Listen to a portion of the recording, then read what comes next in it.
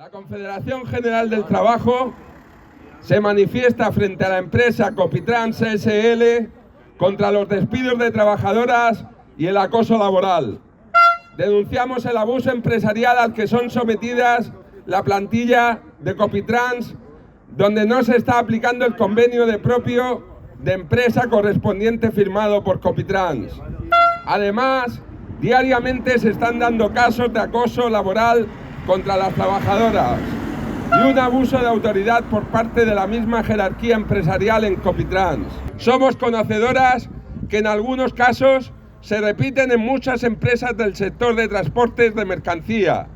Por todo esto es necesaria la unión y la solidaridad obrera, pero también la movilización para combatirlas y erradicarlas de nuestra sociedad. Frente al abuso empresarial, solidaridad obrera.